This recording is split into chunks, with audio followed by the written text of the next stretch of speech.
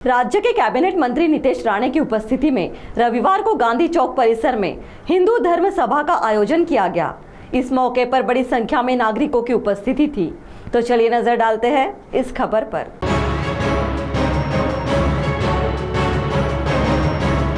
रविवार शाम को राज्य के कैबिनेट मंत्री नितेश राणे की उपस्थिति में गांधी चौक के पार्किंग स्थल पर हिंदू धर्म सभा का आयोजन किया गया। इस मौके पर मंच पर राज्य के मत्स्य व्यवसाय मंत्री नितेश राणे के साथ मुरलीधर महाराज भी उपस्थित थे।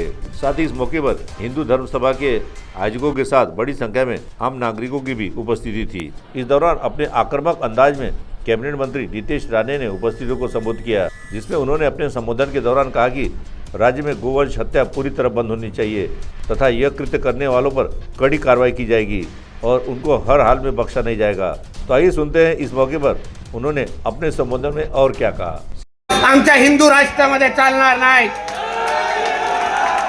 आमच्या हिंदू राष्ट्रामध्ये हिंदूंचं पहिलं हित बघितलं जाणार आणि मग बाकीच्या लोकांना मोजलं जाणार, असा सरळ स्पष्ट नियम आमच्याकडे आहे। स्पष्ट नियम आहे। म्हणून उगाच त्यांचे लोकांचे लाड जे जे काही 22 प्रकरण आहेत, माझ्या हिंदुत्ववादी कार्यकर्त्यांना सांगेन त्या प्रशासनाच्या मागे लागा। कोण काम करत नाही त्याचं फक्त नाव माझ्याकडे आणून द्या, मग पुढचा कार्यक्रम माझा आहे। फक्त माझ्याकडे नाव आणून द्या। मलाही बघायचं आहे की आमच्या देवाभाऊच्या सरकारमध्ये कोणाला बिर्याणी जास्त आवडते। मग आमच्याकडे पण मिळते मटन बिर्याणी, चिकन बिर्याणी, कव्वा बिर्याणी सगळं भेटेल। मग बघू काय करायचं आहे ते। मग उगाच हे सगळी नाटकं करायची नाही। अहो काय गोवंश हत्या या आपल्या तुमच्या वडी आणि पंढरवाडा, आपला पांढरवाडा इथे बाजूला यवतमाळमध्ये आजूबाजूला तुमच्या इथे आमचे गौरक्षक खूप आले असतील। विचारा त्यांना गौ हत्या आज पण चालू आहेत का? कत्तलखाने आजूबाजूला आहेत का? विचारा जरा त्यांना। आमच्या राज्यामध्ये कुठल्याही पद्धतीचा गौमाताकडे वाकड्या नजरेने बघायचं नाही, ही अशी स्पष्ट आमच्या लोकांची भूमिका आहे। आणि आम्ही अधिकाऱ्यांना एवढंच सांगतोय, फक्त एवढंच साधे सूचना आहे, काय तुम्हा लोकांच्या विरोधात बोलायचं नाही, काय तुमच्या काय कॉलर टाईट करायची नाही, फक्त एक साधं फक्त तुम्हाला वाचून दाखवायचं।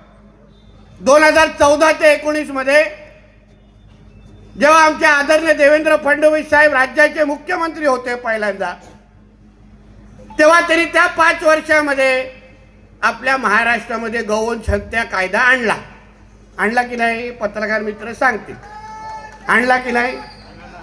तर त्या कायद्याची मसुदा किंवा त्याचा GR माझ्याकडे हातात आहे। काही अधिकाऱ्यांना अगर हा GR वाचायला येत नसेल तर चष्मा मी पाठवतो, पण वाचा। या काय लिहिलंय GR मध्ये? भारतीय राज्य घटनेच्या कलम 48 मधील मार्गदर्शक तत्वानुसार महाराष्ट्र शासनाने 1976च्या प्राणी रक्षण कायदा राज्यात लागू केला। सदर कायद्यान्वये महाराष्ट्र राज्यात गाय व वासरू यांच्या कत्तलीस प्रतिबंध होता। महाराष्ट्र प्राणी रक्षण सुधारणा विधेयक 1995 महाराष्ट्र विधानमंडळाच्या दोन्ही सभागृहामध्ये जुलै 1995 साली मंजूर करण्यात आले व 1996 मध्ये ह्याला माननीय राष्ट्रपतीच्या मान्यतेसाठी पाठवण्यात आले होते। आता 95 मध्ये तेव्हा पण शिवसेना भाजपचं सरकार होतं। आता सदर विधेयकास माननीय राष्ट्रपती यांची मान्यता प्राप्त झालेली असून दिनांक 4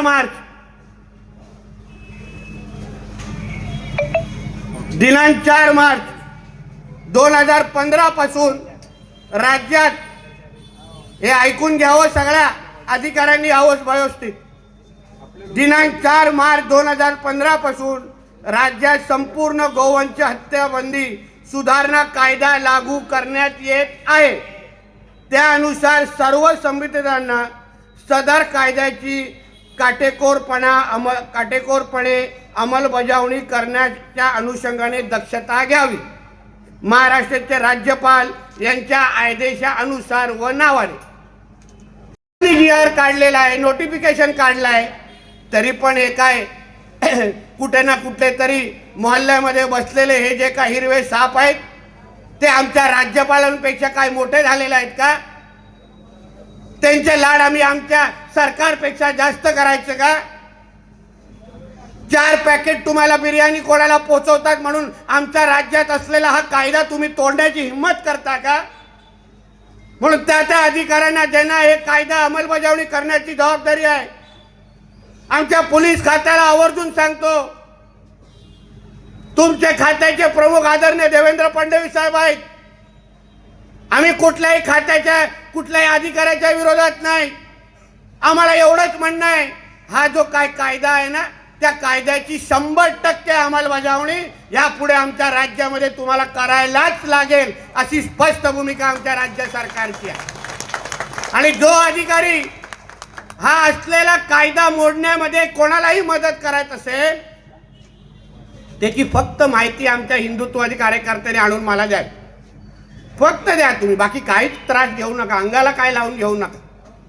मग पुढे कोणाला कसा त्रास होतो हे तुमचाच तुम्ही अनुभव घ्या. पण आमच्या राज्यामध्ये कुठल्याही गायीचं कत्तल आम्ही सहन करणार नाही ही आमची सगळ्यांची भूमिका आहे आणि याची अंमलबजावणी झालीच पाहिजे, झालीच पाहिजे.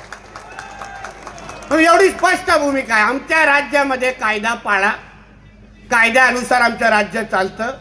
डॉक्टर बाबासाहेब आंबेडकरांच्या काय संविधानाच्या अनुसार आमचा कायदा चालतो. हा काय पाकिस्तान आणि बांगलादेशमधले शरिया कायदा आमच्याकडे लागू नाही आहे. तो तुमच्या अब्बाच्या पाकिस्तानमध्ये आहे, आमच्या शिवरायांच्या महाराष्ट्रामध्ये लागू नाही आहे. हे लक्षात ठेवा,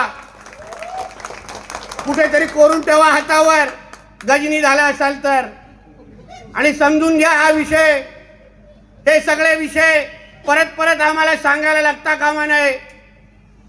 आमच्या राज्यामध्ये फक्त कायद्याची अंमलबजावणी झाली पाहिजे. अहो काय ते गाईचे काही व्हिडिओ मला मुद्दामून काल कोणी पाठवले, यवतमाळच्या वणीचे आणि अन्य भागाचे, अशा ढीक पडलेला गाईंचा. आपली आई आहे ना ती, घरातल्या आई बरोबर असं कोण केलं तर चालतं का? जे कोण अधिकारी आहेत ते ह्याला डोळे दाग करतात, असं कोण आपल्या घरातल्या कोण मातेबरोबर केलं तर तुम्हाला हजम होणार, तुम्हाला झोप लागणार का? याचा प्रश्न तुम्ही स्वतः एक दुसऱ्याला पहिला विचारा.